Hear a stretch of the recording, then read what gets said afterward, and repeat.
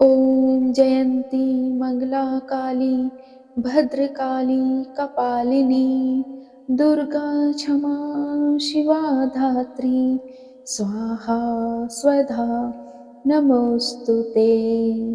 जय महाकाली। आज नवरात्रि का 7वां दिन है और नवरात्रि की सप्तमी के दिन माँ कालरात्रि का पूजन किया जाता है। माँ कालरात्रि दुष्टों का संहार करती हैं। इनका रूप देखने में अत्यंत भयंकर है, परंतु ये अपने भक्तों को हमेशा शुभ फल प्रदान करती है, इसीलिए इन्हें शुभकारी भी कहा गया है। तो आइए अब सुनते हैं माँ कालरात्रि की बड़ी ही दुर्लभ और पवित्र कथा। पौराणिक कथाओं के अनुसार शुंभ और निशुंभ नाम के 2 दैत्य थे। वे दोनों दैत्य बहुत शक्तिशाली थे और उन्होंने तीनों लोकों में अपना आतंक फैला रखा था। उन्होंने देवताओं को पराजित करके देवताओं को उनके लोक से निकाल दिया और स्वयं जाकर वहां रहने लगे। देवतागण बहुत परेशान हुए और वो भगवान शिव से मदद मांगने के लिए गए। भगवान शिव ने तब देवी पार्वती से कहा कि वे शुंभ और निशुंभ का वध करें, क्योंकि भगवान शिव जानते थे कि शुंभ और निशुंभ का वध केवल पार्वती माता ही कर सकती है, क्योंकि शुंभ और निशुंभ को वरदान मिला हुआ था कि उनका वध केवल एक स्त्री ही कर सकती है। तब देवी पार्वती ने दुर्गा का रूप धारण किया और शुंभ और निशुंभ से युद्ध किया। शुंभ निशुंभ बहुत शक्तिशाली थे, लेकिन देवी दुर्गा ने उन्हें पराजित कर दिया। शुंभ और निशुंभ के एक पुत्र था जिसका नाम रक्तबीज था। रक्तबीज की एक विशेषता थी कि उसके शरीर से निकले हुए रक्त की बूंदें जमीन पर गिरने से पहले किसी भी प्राणी को छूती थी तो वह भी रक्तबीज बन जाता था, अथवा उसकी रक्त की एक भी बूंद पृथ्वी पर कहीं भी पड़ती थी तो उससे एक और रक्तबीज नाम का असुर बन जाता था। देवी दुर्गा ने रक्तबीज का वध करने का प्रयास किया, लेकिन रक्तबीज के शरीर से निकले रक्त की बूंदों से लाखों रक्तबीज उत्पन्न हो गए। तब देवी दुर्गा को समझ नहीं आ रहा था कि वे रक्तबीज का वध कैसे करें। तभी देवी दुर्गा ने अपना कालरात्रि रूप धारण किया। कालरात्रि रूप में देवी दुर्गा बहुत भयंकर लग रही थी। उन्होंने अपने त्रिशूल से रक्तबीज को मार दिया, लेकिन रक्तबीज के शरीर से निकले रक्त की बूंदों को देवी दुर्गा ने अपने मुंह में भर लिया। इस तरह उन्होंने रक्तबीज के सभी अवतारों का वध कर दिया। देवी दुर्गा ने शुंभ, निशुंभ और रक्तबीज का वध करके देवताओं की रक्षा की। देवतागण देवी दुर्गा के आभार से भर गए और उन्होंने माता की जय जयकार की। कालरात्रि माता की महिमा अपार है।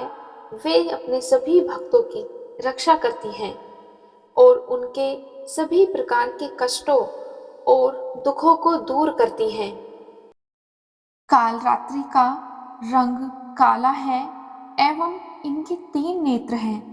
माता के केश खुले हुए रहते हैं और इनके गले में मुंड की माला धारण रहती है।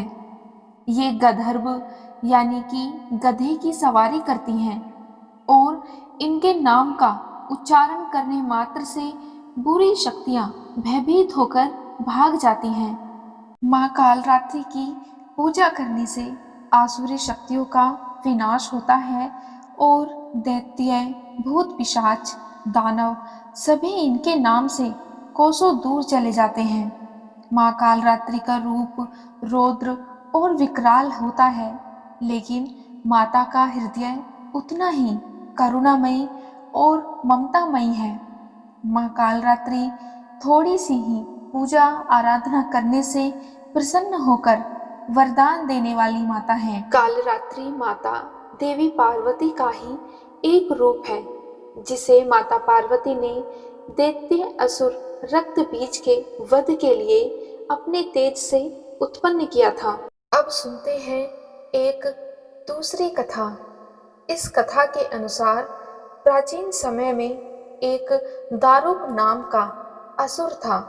दारुक ने तपस्या करके ब्रह्मा जी को प्रसन्न कर लिया था और उनसे मनोवांछित वर प्राप्त कर लिया था। तब ब्रह्मा जी ने उसे वरदान दिया कि उसकी मृत्यु केवल एक स्त्री के हाथों ही होगी, कोई अन्य भी उसे नहीं मार पाएगा।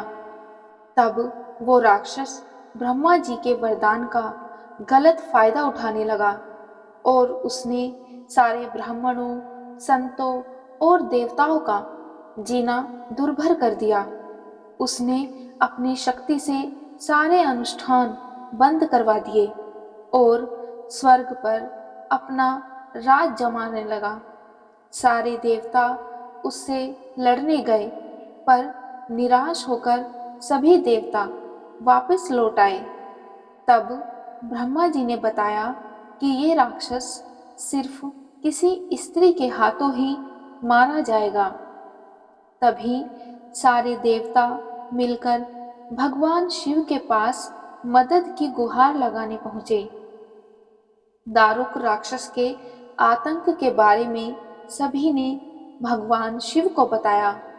तब इस समस्या के समाधान के लिए भोलेनाथ ने जगत जननी माँ पार्वती की तरफ देखा और कहा कि हे कल्याणी, जगत के हित के लिए और उस दारुक दैत्य के लिए मैं तुमसे प्रार्थना करता हूँ। इतना सुनकर माता पार्वती मुस्कुराई और अपना एक अंश भगवान भोलेनाथ में प्रवेश करवा दिया।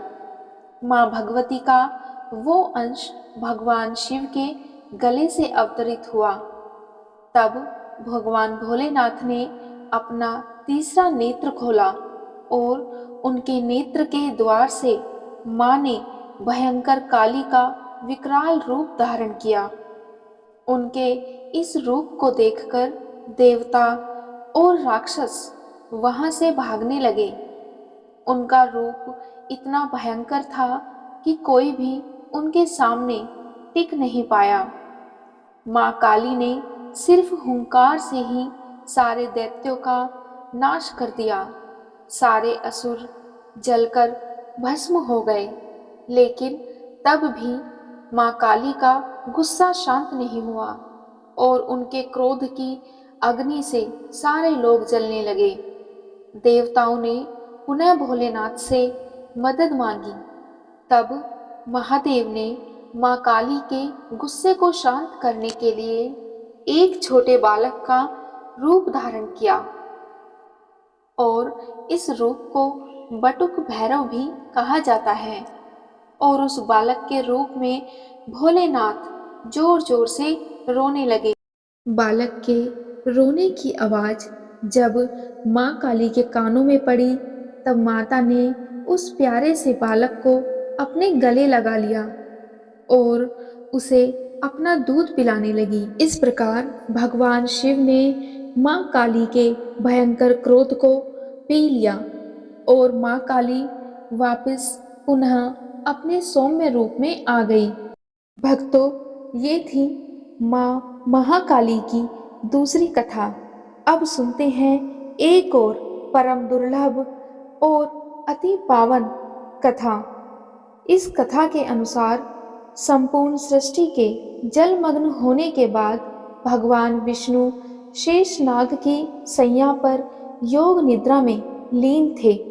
तभी उसी समय अचानक भगवान विष्णु के कान से मधु और कैटभ नाम के दो पराक्रमी असुर उत्पन्न हुए। यह दोनों असुर भगवान विष्णु की नाभि से उत्पन्न हुए कमल के फूल के ऊपर विराजमान ब्रह्मा जी को मारने का प्रयास करने लगे। जब ब्रह्मा जी ने देखा कि दोनों असुर उन पर आक्रमण कर रहे हैं, तब उन्होंने अपनी रक्षा के लिए आदि शक्ति की स्तुति की और उनसे मदद मांगी। उन दोनों असुरों के वध हेतु माँ आदि शक्ति फाल्गुन शुक्ला की द्वादशी को माँ महाकाली के रूप में अवतरित हुई। उसी पल भगवान विष्णु भी योग निद्रा से उठ गए और अपने समक्ष मधु और कैटभ नाम के असुरों को देखते हैं तो वे दोनों असुरों के साथ युद्ध करने लगते हैं। 5000 वर्षों तक यह घनघोर युद्ध चलता रहता है, परंतु भगवान उन्हें परास्त करने में असफल रहते हैं, क्योंकि दोनों असुरों को माँ आदिशक्ति ने पहले से ही इच्छा मृत्यु का वरदान दिया था। इसीलिए भगवान विष्णु ने माँ महाकाली की स्तुति की। तब देवी माँ ने प्रसन्न होकर भगवान विष्णु को दोनों असुरों के अंत का वर दिया। देवी माँ की माया के प्रभाव से सम्मोहित होकर दोनों असुर भ्रमित हो गए। वे दोनों भ्रमित असुर भगवान विष्णु से कहने लगे कि युद्ध से प्रसन्न होकर हम आपको वर देना चाहते हैं, इसीलिए आप हमसे अपनी इच्छा अनुसार वर मांग सकते हो। तब भगवान विष्णु उनसे कहते हैं कि यदि तुम लोग मुझसे प्रसन्न हो तो मुझे यह वरदान दो कि तुम्हारी मृत्यु मेरे द्वारा हो जाए। माँ महाकाली की माया से भ्रमित वे दोनों असुर भगवान विष्णु को यह वरदान दे देते हैं कि आपके द्वारा हमारी मृत्यु होगी। तत्पश्चात भगवान विष्णु दोनों असुरों के मस्तक को सुदर्शन चक्र से काट देते हैं। उनकी मृत्यु के पश्चात माँ महाकाली विश्राम के लिए हिमालय चली जाती हैं और कुछ समय के बाद पाताल से दो असुर भाइयों शुंभ और निशुंभ का आगमन होता है, जिसकी कथा मैंने आपको पहले ही सुनाई है। दोनों भाई पृथ्वी पर अपना आधिपत्य हेतु देवी माँ आदि शक्ति को युद्ध की चुनौती देते हैं और वे माता से युद्ध करने हेतु असुर रक्त बीज को भेजते हैं। इस प्रकार माँ महाकाली रक्त बीज और शुंभ और निशुंभ सभी दैत्यों का वध कर देती हैं। देवताओं को उनके आतंक से मुक्ति प्रदान करती हैं। माँ महाकाली के अनेक रूप हैं। इन्हें श्यामा, दक्षिणा कालिका, गुहा कालिका, काल रात्रि, भद्रकाली, महाकाली, शमशान काली, चामुंडा आदि नामों से भी संबोधित किया जाता है। इस प्रकार आज मैं इस वीडियो में आपने महाकाली की महिमा और उनकी कथाओं को सुना। उम्मीद है आपको वीडियो पसंद आई होगी। अगर वीडियो पसंद आए तो वीडियो को लाइक और चैनल को सब्सक्राइब जरूर करें।